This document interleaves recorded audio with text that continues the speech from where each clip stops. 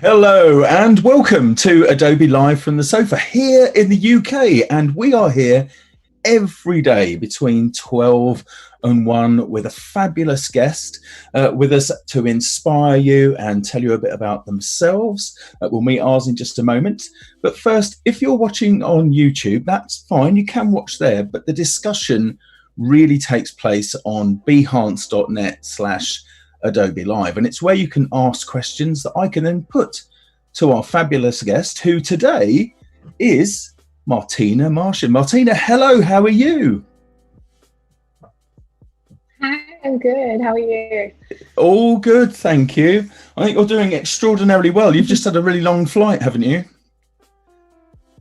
Yes, I have. I just got off a plane last night from Australia, so literally like as far as I could possibly travel, about 24 hours of flying. Oh wow. I'm here and I'm alive and I survived, so Oh, that's excellent. Well, for the people in our chat, let's just say hello to a couple of people. We've got our regulars in here, of course. So today we've got Kirsty, we've got Robert, we've got Jackie, we've got Sandrine, we've got Boris, Dee, Julia's here. Hello, Julia. And many, many more. We'll get to chat to those as we go. So don't forget, if you've got questions for Martina, then that's where to put them. Pop them into the chat. And when we get the chance, we'll ask those questions. So fabulous. So, Martina, for people who may have never seen you before or seen your work before, shall we find out a bit more about you? yeah. So I guess if you don't know me, I'm Martina Martian and I'm an illustrator, artist. I do quite a bit of, mainly digital illustration, but I kind of like to translate that into different mediums. So I do some augmented reality installations, like we'll get into it, I'm sure. Yeah. But yeah, mostly people recognize my work from Instagram and from like these stickers that people use on the Instagram stories. So you've probably seen my work, but you probably don't realize it's mine.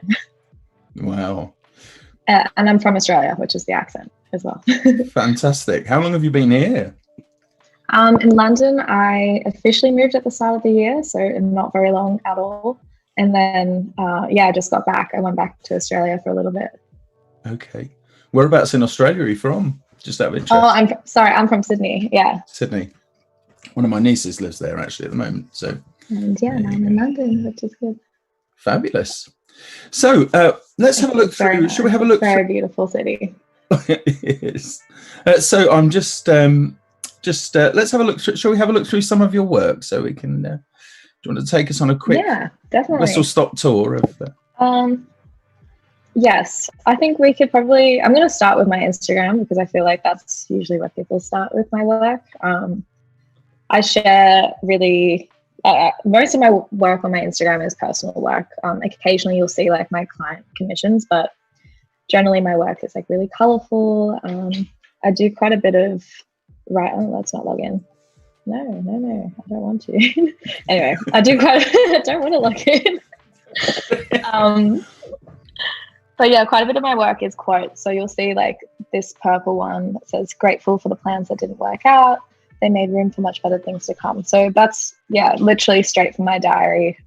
All the writing on my page, it's not just like a quote I found on the internet. It's my own writing, comes from a personal place. And I think that's why a lot of people resonate with my work, because it's not just illustrations, but it's kind of sharing myself. You are actually almost as well known for your inspirational quotes as you are for your artwork, really, aren't you? That's, yeah, definitely. So I have one which has really like gone viral quite a few times. This is a quote.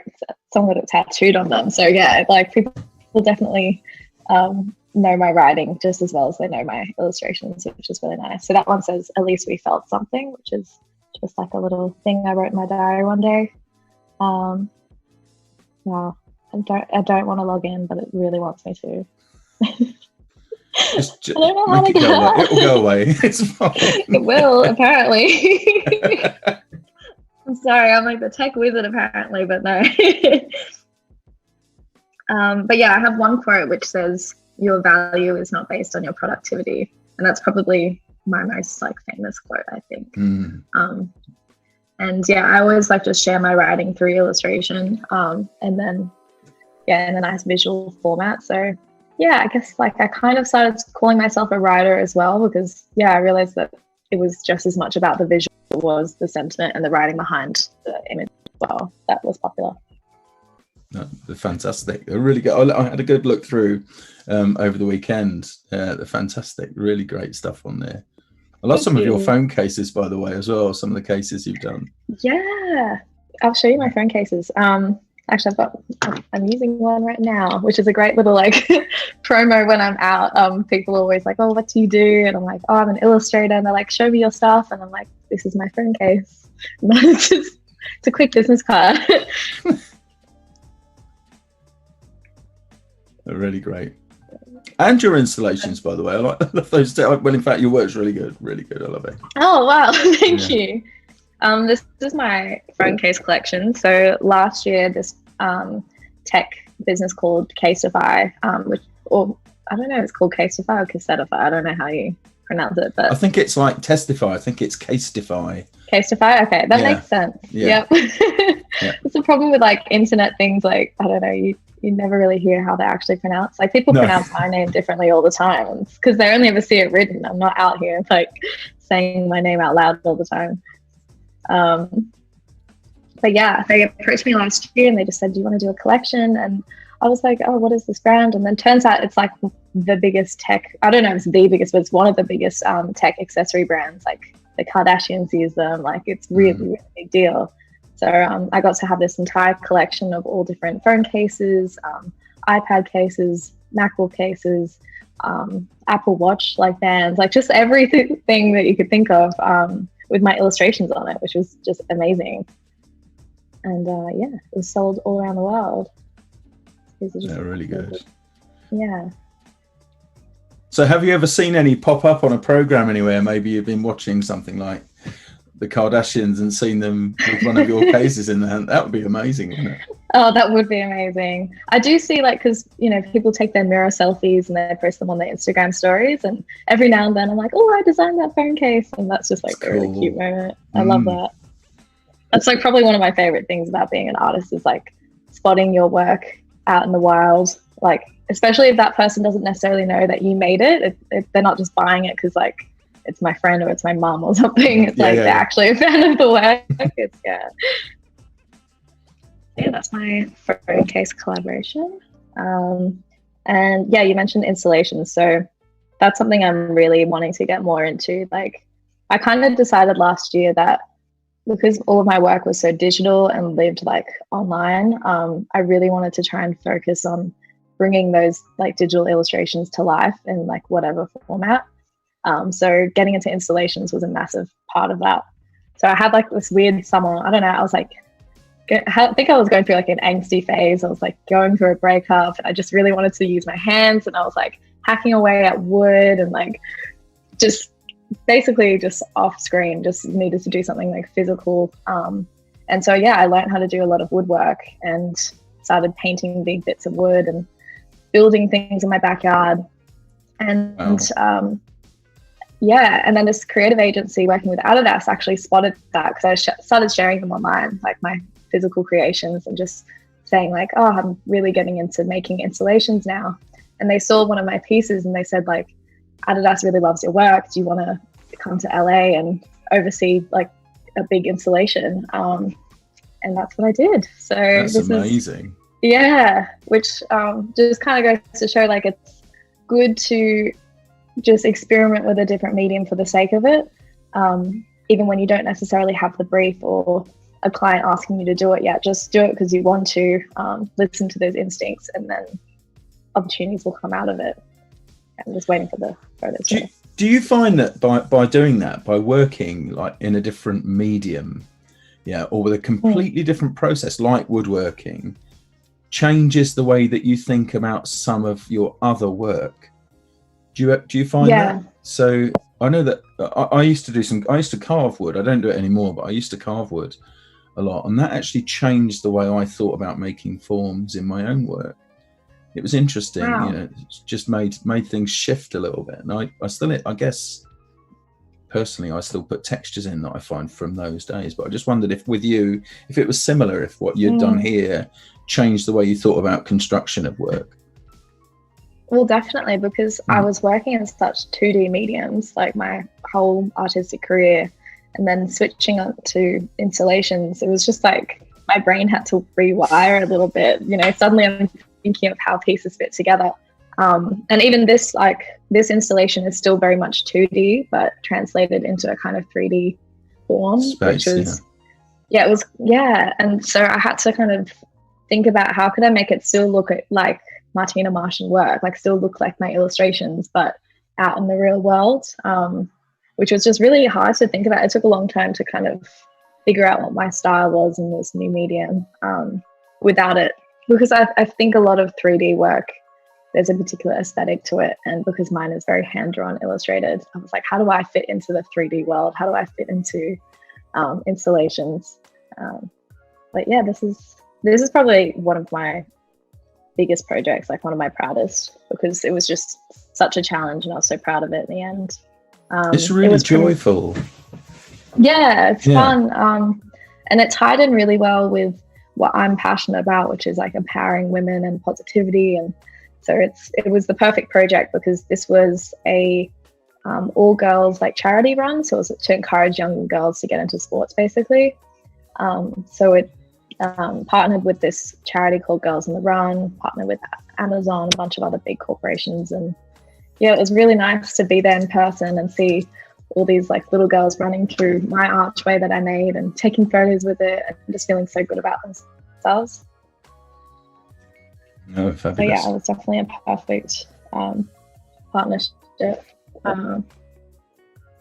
And I can go through some other installations types. I'll tell you what I also really liked of yours when I was doing my little bit of research as well was your flower necklaces, the things with the messages on the back. They're really cool. So tell us a bit more about those if you can. Yeah, so I mean that was another kind of case of getting into a new medium, and a lot of my work is kind of about spreading a positive. I mean, I'm just a very positive person, so my work's just personal. You can tell. I be a positive person. So yeah, so like, I don't know, like I kind of don't like to be like, yeah, I'm a positivity artist. It's like, no, I just make honest work and I happen to be really positive, so that's what I want to share. So I made these necklaces, and there's six different colors. Yeah, 6 different colors, and each have a different message on the back. So yeah, the white one says like "stay strong" on the back. The blue one says "have courage," and these are just like kind of 6 different phrases that float around a lot in my work, and I thought people might want to wear. And originally, it was actually just going to be a flower necklace. Like that was kind of the first idea. Like, oh, cool, wouldn't it be cute just to wear one of my illustrations as a necklace? So I got a sample made, and then I found that like when I'm anxious or when I'm overthinking things, I'm often fiddling with my jewelry.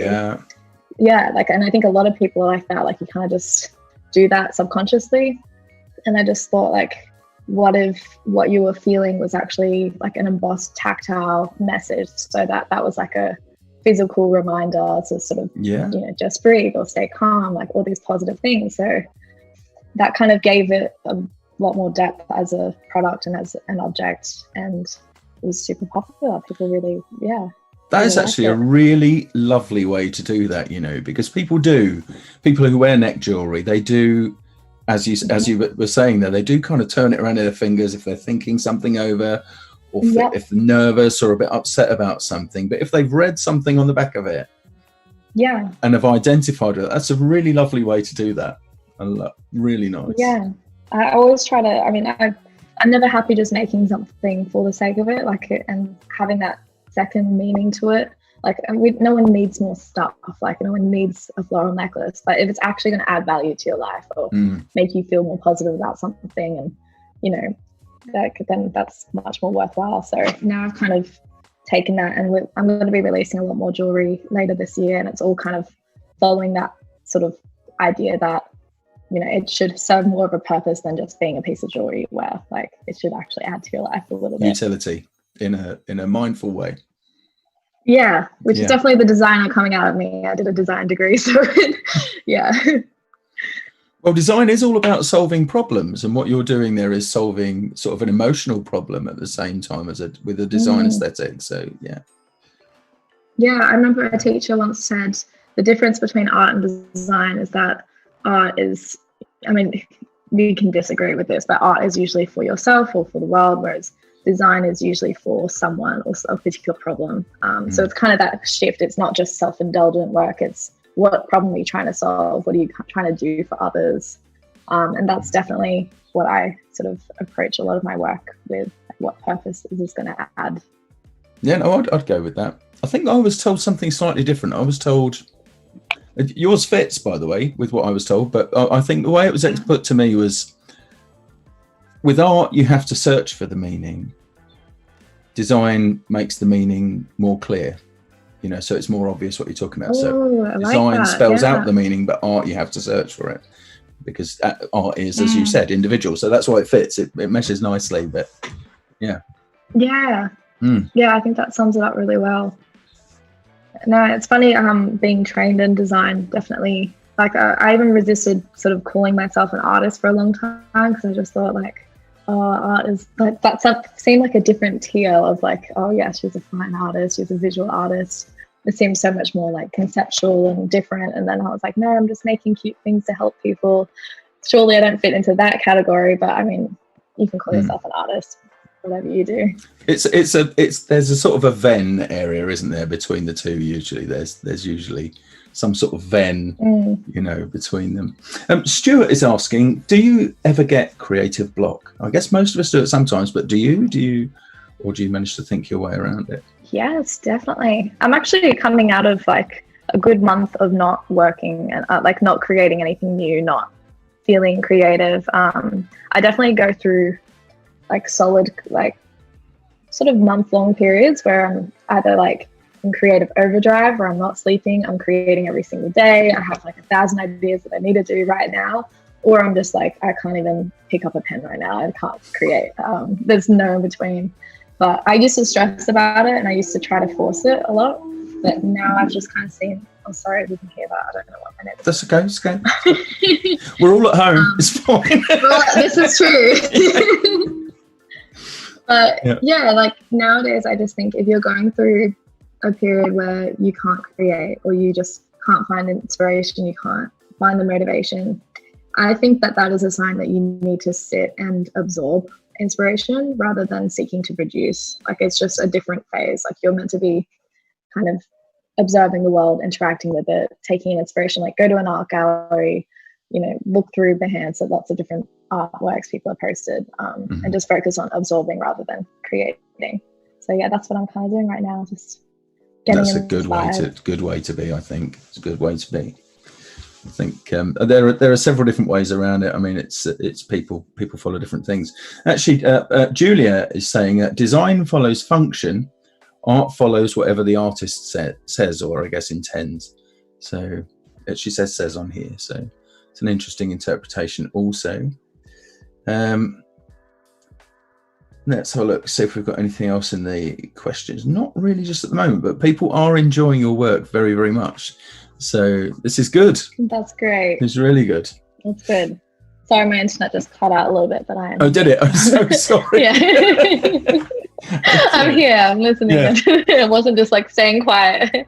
With the creative block thing, again, a gift that somebody gave me once was, if you're ever doing that, listen to music that you wouldn't ordinarily listen to, eat food that you wouldn't ordinarily eat, drink things that you wouldn't ordinarily drink, and immerse yourself in those things, because it gives you a different perspective, and it does actually kind of work, when you do that.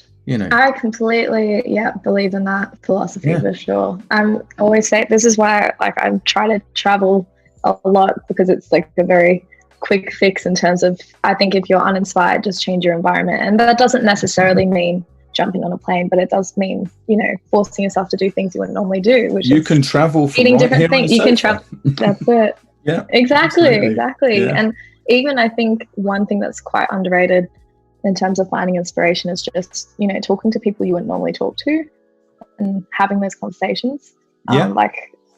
go to that party you didn't think you'd go to, and have a conversation with someone you wouldn't normally, because it's just, it gets your brain thinking in different ways. Like, it's a good one. It worked. A few people agreeing with that. Actually, they've heard similar things to that, and it works for them as well. So that's really good. People really are enjoying this. So the Siobhan is asking, do you think consuming too much content stumps creativity? So I guess, do you think there's such a thing as content overload? Do you think that's possible as well on the other side of the coin? I suppose so. I mean, if you're scrolling through Instagram and it's just making you overwhelmed or kind of numb to the inspiration, then definitely get off and go out in the real world. But possibly, that's an interesting question, though. We'll all mull on that one. Yeah, we will. Anyway, more work. Let's look at more work. Yes. So speaking of being at home, I recently did a virtual art show. I don't know if other people saw that, but that was fun. Yeah. And, we've seen a few virtual art shows popping up since isolation. But I did notice that a lot of those virtual art shows or like art galleries were from major art institutions. So I think like the Guggenheim and different major art galleries you can explore virtually, which is awesome. But for me, in a normal week, I'm not really going to those galleries. I'm going to my friends' art shows. I'm going to the local gallery and seeing work by people that I know. So I just decided to put on my own and invite some friends from around the world to be part of it. And everyone was just sitting at home, so they were happy to be part of it, which was great. That's brilliant. It was really, really fun. And I had like a cute little event invitation. You could add it to your calendar. Not like anyone was doing much. So it was kind of fun to have it really feel like a virtual event. You could log in and chat to other people, and like you had a little avatar. It was really cute. And just wait for the images to load. Yeah, that's it on the iPad. I don't know if other people know these artists, but I had Adam JK from New York was in it. And Laura Browers, she's from Belgium, I think. Robin Eisenberg, she's from LA. Quite a few like Australian artists, of course. A couple of people from Hazel Mead as well from London. She's another illustrator on the Adobe community. So she was in it, which was really nice. Yeah, this is the little preview. And then I even had one of my friends, Yami Sul, do like a DJ set. So it really felt like it was like a virtual event with music and, like opening night. Couldn't serve food, but, Yeah. That's fantastic. So you're playing around with Aero as well, right? You're doing some work with Aero. I say playing around with it. You know what I mean? You're using just dabbling. But you're exploring the possibilities of Aero. How are you finding that? Yeah. Oh, I'm loving it. Exciting? I first used Aero last year. Yeah. So before it even came out, I went on a trip with Adobe actually to San Francisco. We went, and it was so random. We went camping in like the redwoods of California, and they took I think like 10 or 15 artists from around the world to just come and camp and create and do all these summer camping. It was so much fun. It was really great. And there I got introduced to Aero, which was still in like beta phase. And I immediately was like, I need to use this program. Like, this is amazing. Because as I said, like, I wanted to find ways of bringing my illustrations from 2D to 3D and interacting with the world a bit more. So augmented reality was just like the go-to. And it's super easy to use as well. This is one of my Aero projects. I'm actually going to do a live stream showing that process, I think. Fantastic. Oh, cool. Yeah. So this is a little project. The sketchbook. I saw this. Yeah. So this is in Italy, in my little village, and just made this little 3D augmented reality artwork. And yeah, something like this is just so simple to make, but just it was like mind blowing for people to see when it first came out, because we just like, I don't know, I think before programs like Aero, augmented reality seemed like such a like high tech thing to get into. Yeah, I'd agree with that. Yeah, it seemed really unapproachable, especially for someone like me who's really just more illustration based. I'm not quite like, I'd never done any virtual reality things before, but it was just so accessible, so easy. And I remember when they were talking about it, and this is like a year ago, it seemed like they were saying this is going to be like an everyday thing. Everyone's going to be able to make augmented reality. And at the time, like people around me were like, oh, I just don't know. Like it just seems gimmicky. Like who knows who's going to get into it. But now fast forward to a year later, like face filters we're using every day, augmented reality artworks are so common. Like it's part of our everyday art experience. I went to see a Möbius exhibition in Brühl in Germany with my friend Julia last year, and was it last year or this year? Do you know, I've lost track of time completely. 2020 is just like completely. I don't know where I am. When we went there, and that had a load of augmented reality with some of the artworks that were there. They'd reimagined motion into some of them, and that was amazing. That you had one view looking at it with your eyes, but if you put your phone up in front of your eyes, you got a completely different view with animation. It was really, really spectacular. Amazing. Really good. Oh, I'd love to see something. I think there's just so much you can do with it. And being an artist is just about seeing, oh, here's a new medium. How far can we take it? And that's what's so exciting. Like exhibitions and just like whole new ways of seeing. It's just amazing. It is. This is another one also in Italy, which is, one of my quotes. And then a volcano in the background. So God knows why I was at a volcano and thought, this is a great time to make an artwork. Brilliant. It's really brilliant. I'm definitely that person who goes on a family holiday and is like, oh, I'm really inspired. I'm going to make an artwork right now on our trip. But now you can, with these tools that you can carry around, on a device as small as this, or an iPad, you actually can do that. And I think that was the idea in the first place, is, make something that you carry around with you all the time into a tool in which you can actually start and work on a creative process. That's right. Yeah. And because for me, I've always wanted to just travel as much as possible. That was always like the goal. I just want to have the freedom and mobility to pack up my bags and go anywhere at any moment. And so having the iPad and having these sort of devices has just meant that I have that freedom. And I've definitely shaped my career. Like if I was a watercolor artist who needed a whole like studio and setup, then it'd be different. But I've always stuck to digital because I love that freedom and that I can literally create a whole artwork I remember once I was sitting in like a field in Scotland finishing my project for Snapchat, like $1 billion company, but I was just sitting outside with my iPad, and that's like the dream.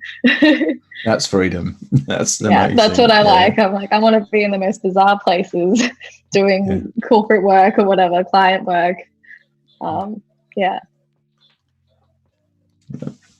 These are really great. Let's have a look. I'll show you the so this is some of the stuff I did for Snapchat a few years ago. I've done a lot of stuff for Snapchat in the past. That was probably one of my first major clients. So I don't know if people recognize these, but they're like little days of the week overlays that you put on your posts. So that was really fun. And that's the project I was talking about. That's what I was working on when I was sitting in a field in Scotland. Your gifts have been used / viewed how many times? Is it 8 or 9 billion times? 8 or 9 billion times. That is just crazy. It's a lot. It's really a lot. It's hard to wrap my head around, actually. I'll get up my Giphy profile, actually. It's fun to see. Then I can show you guys what my gifts are, because usually when I show people my gifts, then they're kind of like, okay, I've seen this somewhere. on, you know, a Kardashian story. There we go. Okay, 8.7 billion times. Oh no, Wow. 9.3. 9.3. It goes up and up and up. There you go. Wow. Yeah. I'm pretty sure I've used some so of yours, you know. I must have done. Yeah, like honestly, I'm kind of sure you have, like most people have, which is kind of fun. A lot of people have used, there's a really simple one, which is literally just a bunch of hearts going up in a sequence. And people don't realize that I did that, but yeah, that was mine. Literally just a couple of little hearts. The simplest GIFs are the ones that get used the most. So you can put all this, that's what's so frustrating about being like a GIF creator. You can put so much effort into making this beautiful GIF with lots of meaning and it's gorgeous and no one will use it. But you make one which is just a few hearts going up in a sequence and everybody it gets wants like a billion times. But you see, it completely eliminates the language barrier, right? When you've got stuff like that, you know, pictograms that they can go to any language, to any age, you know, That's right. Yeah. Michelle is asking, how did you get to work with Snapchat? How did that come about? Did they approach you? They approached me actually very early in my career. So they approached me to create an official, they have artists from each country create GIFs for their country. So Australia needed an Australian GIF artist to make like really Australian specific GIFs. So like we have a lot of random slang words like oi and mate and like how's it going, like all these weird things. So yeah, they approached me because I was obviously Australian and they just said, do you want to make the official Australian collection of GIFs? And I'd made like iMessage sticker packs. So I'd really done my own personal projects of GIFs before. So it wasn't like they're like completely out of the blue. Like obviously I could make GIFs and I was good at it. So yeah, they asked me to do that. And then since then I've been working with them quite a bit. But yeah, so in answer to the question, they approached me. That's cool. If your portfolio shows that you can do that sort of project, like show them you can do it first, and then they'll approach you with most clients. I think that's and put it out there, right? Just put it out there. They're not going to discover it if it's sat in your own private collection that's just for your own browsing. Exactly. You know. And no one's going to hire you to do something if they don't know that you can do it. So if you want to get jobs creating GIFs and creating stickers, then create GIFs and stickers, and you know, hopefully they see that. I worked with a rocket scientist for about a year. Wow. He was from Dubbo. Dubbo in Australia. No. Yeah. That's like a country town. I've been to Dubbo. I know, it's got a zoo, right? The zoo is the most popular thing. I think that's it. I think that's literally all they have. Yeah, but no, he was a rocket scientist and he came from Dubbo. I didn't know there was any rocket scientists from Dubbo. No, there is. There really is. That's amazing. Yeah. Oh my God. So I said, where are you from in Australia? So I'm from Dubbo. There's just a zoo.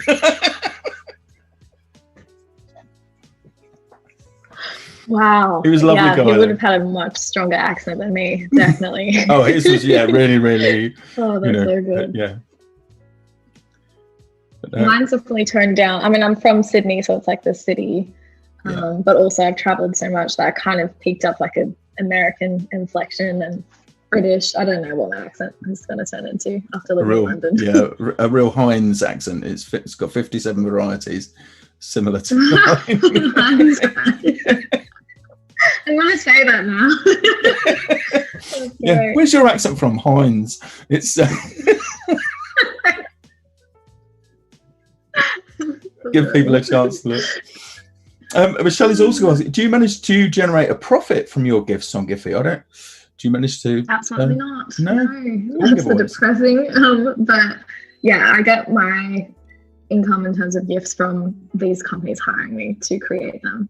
But I made them for fun to start with, and then I got hired by Giphy as well, which is the platform that hosts these GIFs. So they hired me for a couple of projects. So they, for example, were like, "Oh, we want some for spring break because America's about to have spring break. So can you make some for that?" I also made a whole bunch. I don't know if you saw before the ones that said vote. So that was actually for like the election, whenever that was. And so just about 3.5 years ago. Yep, that's it. Yeah. Unless it was the midterms. I'm sure they'll be used again. Yeah, so they're coming along. Just to answer Stephen, no, I was never an astronaut, Stephen. That's a myth that Tim seems to perpetuate. But no. Why were you working with the rocket scientists? I didn't even. That seems really off base to what we're doing. It is a little bit off base, but I've worked with all sorts of people. But no, I can't really talk about that project. But there you go. Okay, that's an even better answer. That's much more mysterious and exciting. No, because it's super, super boring, and this show is about you, not me. Oh, there we go. You are. So yeah, these are. This is the heart GIF. So if you see on the right, it's literally just a bunch of hearts loading upwards. Yeah. It's been used, like, honestly, so many times, like billions of times, because it's just a very basic GIF, and everyone would want to use hearts. But that works for everything, right? It's really good. It does. You know. Yeah. So if you're making GIFs, just do simple is better. Absolutely. But I think you've kind of cornered that one there. Yeah, sorry. Actually, don't make GIFs. I've already done them all. So just use mine. So so we've had the first couple of questions coming about your process, and so that people want to know how you go about making them. Are you making them in Photoshop? I mean, I know you're using Fresco, right, to do your origination.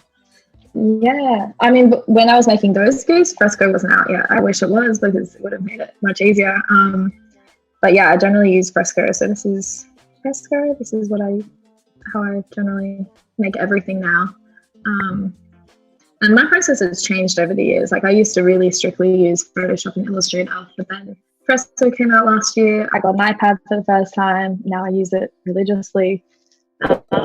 Yeah, I think if you have a strong style, then it doesn't really matter what tools you're using. But yeah, I really do love this one. So if I was making a GIF, I would probably make the frames in Fresco as separate layers. And then I would probably just airdrop them to my laptop, open them in Photoshop, and then use the timeline function in Photoshop to make a GIF. Now, when you're doing use, that, like, After Effects and right, okay. I was going to say, when you do that, now there's a couple of different ways of doing it. That some people prefer to use a video timeline and then swap it to frame by frame, or do you do everything frame by frame so you have control over the? Which actually is the best way. I generally do it frame by frame, actually. Yeah. Oh, there we go. I do it the best way, and I do it frame by frame. Yeah. With GIFs, you don't really want there to be much animation if you want them to load well. So yeah, I usually have very minimal animation anyway. It's usually just like flashing or just going up and down or an element appearing around it. So it's very basic animation. If I was doing anything more than that, I'd probably use After Effects. But again, for GIFs, you really want to keep it as simple as possible. Absolutely. And yeah, Photoshop. I mean, there's a ceiling. A lot of people don't even realize you can use Photoshop for animation. But no, yeah, I know. Just into everything. I think we did it. Tim will remind me in a minute, I'm sure. Although at the moment they're preoccupied right now with talking about alternate careers I may have had. But come on. No, I wasn't a lion tamer, nor was I a fighter pilot. I was not in Top Gun. Where's a lion tamer come from? I was never a lion tamer. I like lions. I couldn't do it. You don't need to tame them. I'm in the new Top Gun, apparently. People, stop it. Right. Anyway, Tim would remind. I think we did. I think it was 2 weeks ago. We did animated GIFs in Photoshop on my session on here, and we did cats with laser eyes. I'm always doing cats with laser eyes. Oh, I love that. Yeah. I don't know why. I just do. Just like it. Anyway. Yeah, the common mistake people make, I think, when they're doing the other way around, so using a video timeline does make it easier to watch something smoothly animate. But if they just convert it straight over, they end up with too many frames, ends up being too big. That's the main thing. Yeah. You want to keep it as minimal in terms of frames as possible. And yeah, like having that extreme control over how long. And just keep in mind that it's going to be, most likely going to be used on a phone or a small device.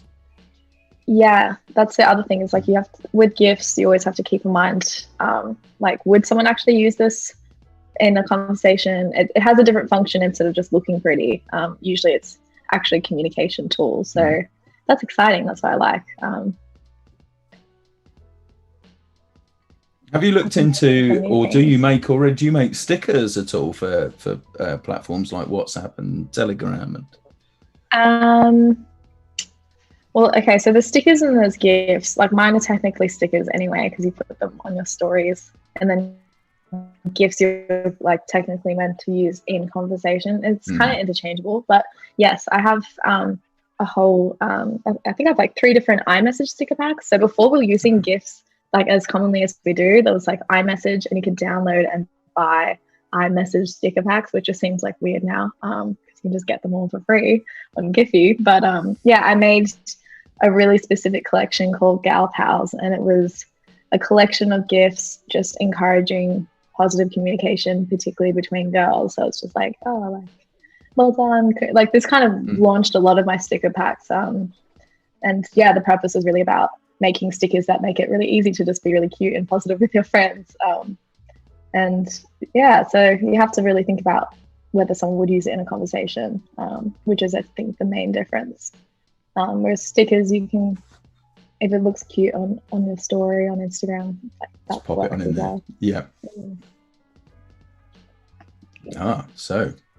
Yes, this is, so I think because I've created a lot of stickers, it's kind of, now that's like my style. Like a lot of my just illustration work looks like stickers anyway. So this is kind of what I've been working on lately. And this is another, like this is generally how I work. I have like 1,000 different layers, and like different like backgrounds, and I just play around and I draw on my long flights from Australia to London.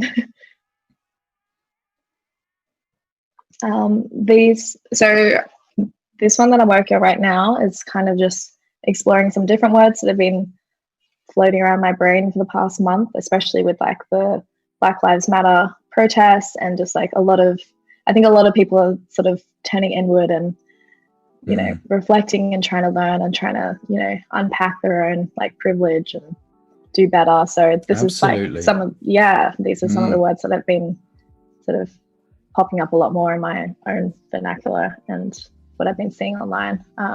It didn't really feel like, this is why I kind of say I'm not a positivity artist, because moments like this, it doesn't really make sense to make work that's just positive and like, you can do it, well done. Like that's not what's, you know, important right now. Like right now it's important to be listening and learning and showing up. And that's why my work is exploring that a bit more.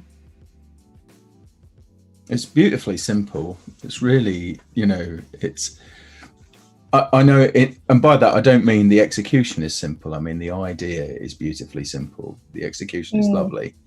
That's what I really like about it. I love that it looks far away from a computer. It's really good, you know.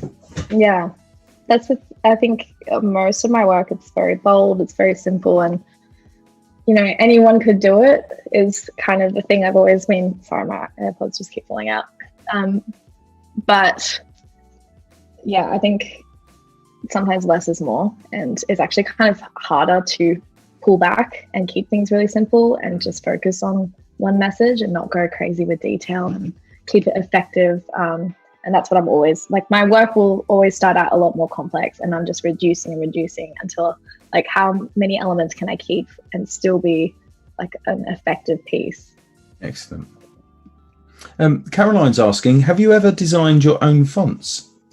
Yes. Because I think I saw something actually on your home screen. I think I saw what looked like the beginnings of a font just there, actually. Oh, yeah. What was that? Sorry, not on the Fresco home screen. Yeah, that's right. Yeah, no, actually, everything that I create is my own fonts, which is, yeah.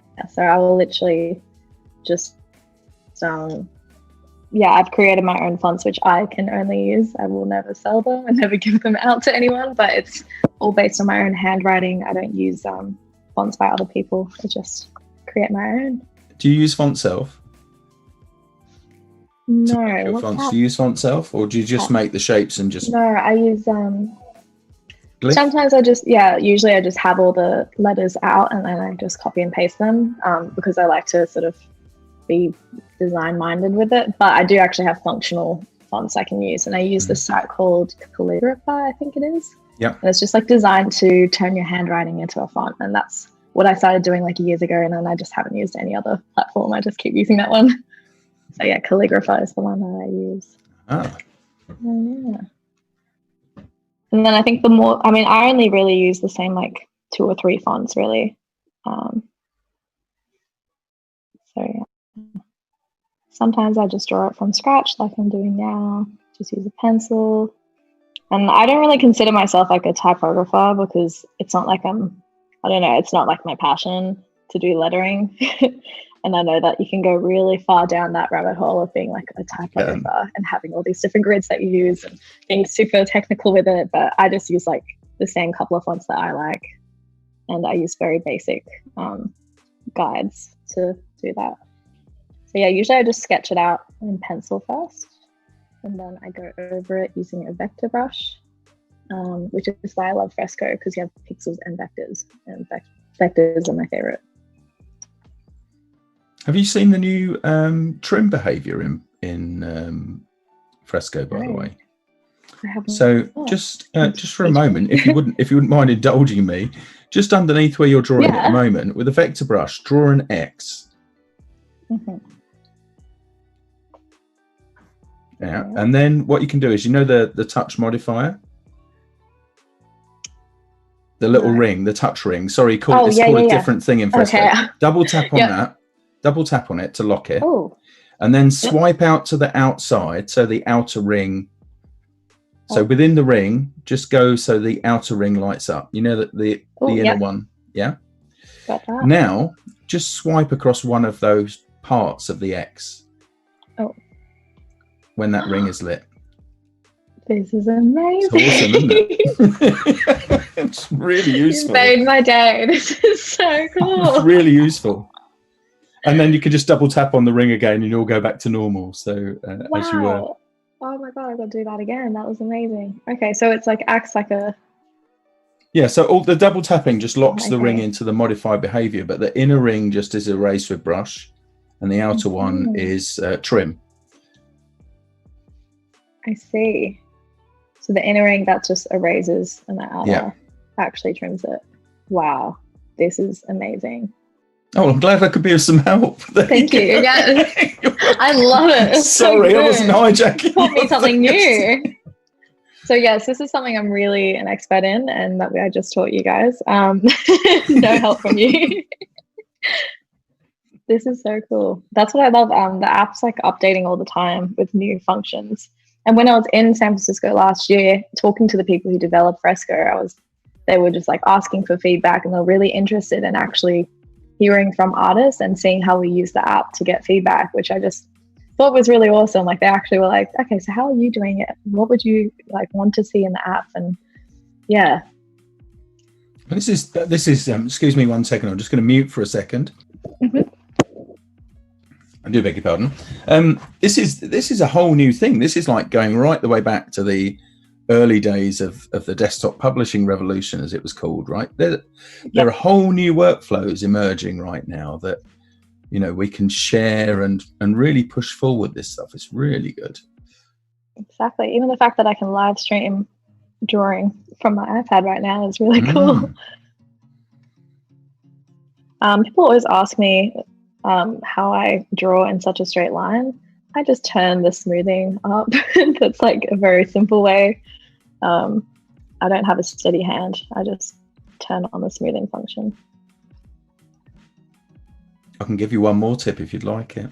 Yes. Oh, is this the holding to make a straight line? So just draw, hold. Oh, you know it. Okay, cool. Yeah, I do. That's great though. So what he's talking about is, for example, that's like a wobbly line, but if you hold it, then it turns into a beautiful straight line. So cool. So cool. Just when I get really nerdy, I get very excited about these things, these functions. But they are though. It's and also you were saying earlier about the flight and everything. It's one of the things that I don't know about you, but I don't sleep all the way through long haul flights. I wake up especially since it was like, if it's like a 17-hour flight, which mine was, there's just no way. But now you can just whip out your iPad and get some work done. Do some work, awesome. Yeah. And like I was saying, I was going through sort of creative rut.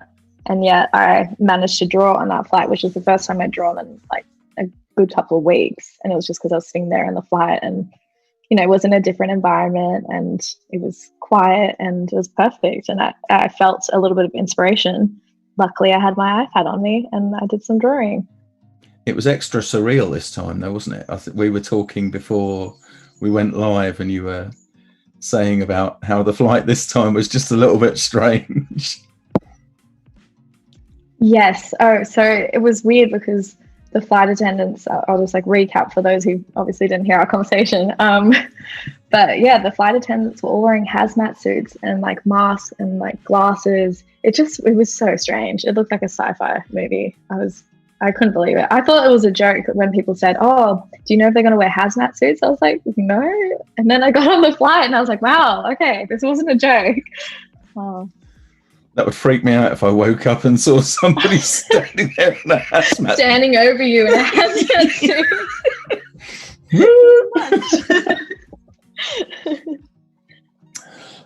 Oh dear. Siobhan is asking, do you usually draw first and then scan into Photoshop or create everything digitally for your process? So I know with what you're doing now, you have the flexibility to do pencil sketching and then work over the top of it. But do you still work with paper as well? And I do actually, yeah. Everything usually starts in my journal. My journal's not pretty. I don't usually share it because it's just very rough ideas. But sometimes I'll just like take a photo, import that in here, and that will act as like what this pencil layer looks like. So I might have an image that looks very similar to this from my journal, and then I draw over the top. But sometimes I just use the iPad as the starting point. That's cool. But yeah, I'm not usually scanning anything in like high quality. I'm just taking a photo with my phone, or I use Adobe Capture, which is a cool app.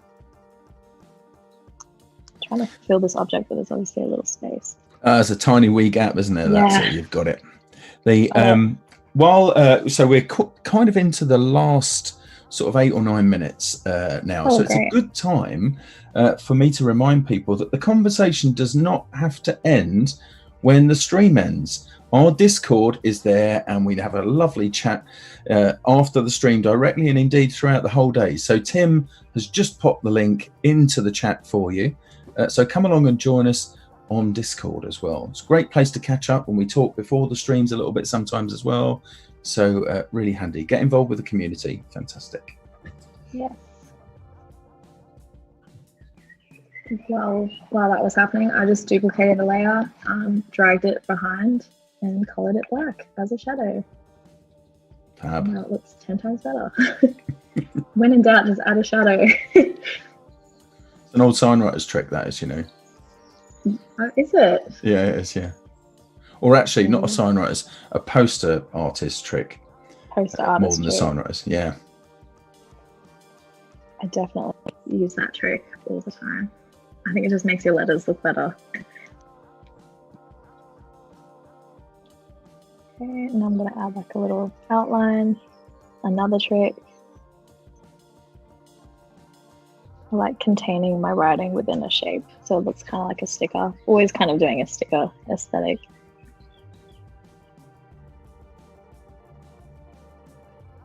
I can't even tell you how much my hand is shaking right now. Like that would have been a really wobbly line, except that I have the smoothing function on like super high, 78%. So I think mine's set similar, I think. Oops. Oh. And there we go. And now I've got a cute little sticker. There we are. Mm-hmm. Do you make stickers too? Do you actually, you know, apart from digital things, do you actually output stickers? Yeah, I do actually. Yeah? I think I've got one here. I might show you. Yeah, I love making paper stickers. Like that was kind of where it was born from. I have like cute sticker sheets you can buy, but they're not really a very like profitable product or anything like that. So, but yeah, this is one of my stickers. So this is actually going to be turned into an augmented reality artwork. Oh, cool. Which I will, reveal once I've finished it. But I'm going to use this as the tracking object. And then when you point your camera at the sticker, text will appear floating over the top. So I'm really excited about that. Fab. Wow, I look forward to that. Yeah. Excellent. You send me some of yours, I'll send you some of mine. Yes. Do a sticker swap. Yeah. Oh, that'd be great. Oh, let me see. That's awesome. Oh, it's holographic. Premium sticker. Sticker mule are awesome. Oh yeah, sticker mule are really good. I've used them too. No, these are just paper ones that will literally just disintegrate. So I'm not upgrading to the holographic premium. Okay, yeah. So that's my process basically. There you go. Mm-hmm. Well, that's a real treat. That's fantastic for you to share that. I really think that everybody in the chat has really enjoyed that. You've got people talking about all sorts of things. You've got people talking about simplicity. You've got people, well, I've got people talking at Discord right now, but yeah, simplicity, talking about typography / lettering in their stickers. People talking about how they used to have to draft things. I wouldn't possibly know. I'm far too young. But yeah, people talking about work. So yeah, more stuff on fonts. Yeah, working on drawing boards. There we go. But Fresco, people very excited about Fresco and the fact that that Adobe just seems to have a knack of picking up workflows and bringing stuff into it. I think that's because people like you, right? They watch what you do, you see how you do it, and then they watch with other people, and you aggregate that knowledge together, and then you end up with a workflow that works. That's exactly right. It doesn't feel like I have to really, like, I picked up Fresco so quickly, and I'd never even like used an iPad as part of my workflow before last year. So it shows that it's just something that really works to you rather than you kind of adapting to it. But yeah, I love it. It's very, very good. So don't forget, everybody, we are here every day between 12 and 1 with a different guest. This week, by the way, the Tony Harmer Show has moved. We're not on Friday this week. In fact, we'll talk about this on Wednesday, but we're having a day off on Friday. And Wednesday this week is the day for the Tony Harmer Show. And we'll be doing actually font creation in that particular show. So you'll find out. You might want to watch that if you're about, because we'll be using Font Self. So yeah, we'll be making fonts in Photoshop and in Illustrator. So that might add something to your creative bow, as it were. So yeah, give it a watch. I'm gonna try Font Self now. That sounds exciting. No, really good, really, really good. So easy as well. You really like it. But so we're in the last couple of minutes. So anything else you'd like to share with us, or any thoughts for the moment that you'd like to get out there? Some thoughts, I guess. Hopefully this artwork inspires you. That's definitely what I want people to leave with, which is to listen more, learn, grow, show up, all these things. I think it's definitely the time to be doing that. So yeah, if I can leave people with any message, it's literally what this artwork says. And it's perfect that we can read it at the same time as hear it. So that is really, really good. So there you are. For essentially an audience of visual people, we've got a nice visual record of those thoughts as well. For all my visual learners out there. Yeah, absolutely. It's been really lovely having you with us for this hour, Martina. I hope you'll come back at some point in the future. And, yeah, definitely. And thank you so much for having me. Oh, it's been really, really lovely. And I hope that the time lag and everything from you kind of settles itself down, you know, over the next week or so. So brilliant. Thank you, everybody, for joining us as well. Thanks for the comments in the chat. Don't forget, as I said earlier, it does carry on over on Discord. I'll be there myself in just a few minutes. But I think for now, we're about time to sign out. So once again, thank you ever so much for being with us. Thank you, everybody, for joining. All right. Thanks, everybody. Thanks for having me. Take good care. All right. See you later. Bye now. Bye.